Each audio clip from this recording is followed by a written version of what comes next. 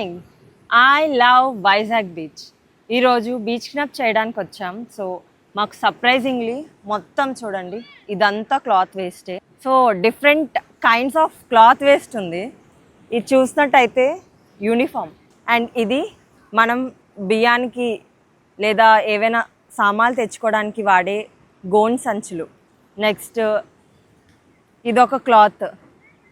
అలా డిఫరెంట్గా చూస్తున్నారా ఈ చిన్న చిన్న ఈ వైర్లు, ఇవి చిన్నవి అనుకుంటారు కానీ మెరైన్ యానిమల్స్కి ఎంతో హామ్ చేస్తున్నాయి. సో ఇవన్నీ చూస్తున్నట్టయితే నాకు ఒకటి గుర్తొస్తుంది, రీయూజ్ అండ్ రీసైకిల్. దీనికంటే మంచి ఎగ్జాంపుల్ ఉండదు కదా. రీయూస్కి వచ్చేటప్పటికి మనం వేసుకున్న బట్టలు ఏవైతే ఉన్నాయో అవి మనం వాడి అవి బాగున్నట్టయితే వేరే వాళ్ళకి డొనేట్ చేయడం, లేని వాళ్ళకి, అప్పుడు రీయూజ్ అవుతుంది. సో మన వైజాగ్ వాలంటీర్స్లో ప్రాజెక్ట్ రీయూజ్ అని ఉంది. సో ఎవరైతే ఇంట్రెస్టెడ్ ఉన్నారో వాళ్ళ పాత బట్టలు లేదా యూజ్ చేయలేని బట్టలు మనం వైజాగ్ వాలంటీర్స్కి డొనేట్ చేయొచ్చు.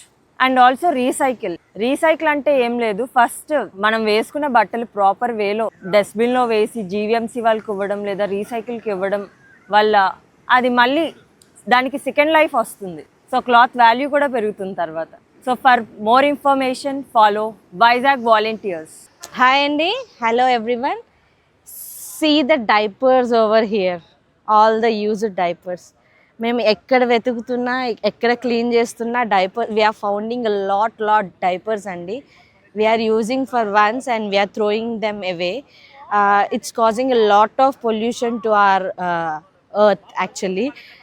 సముద్రం బయటికి తోస్తూ ఉంది మాకు ఈ డైపర్స్ వద్దు అని, బట్ మనం యూజ్ చేస్తున్నాము.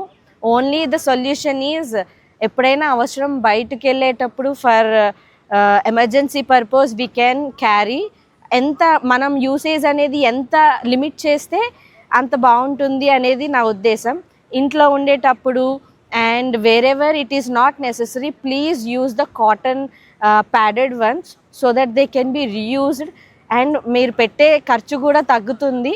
And when ever necessary please limit the usage of diapers. Thank you.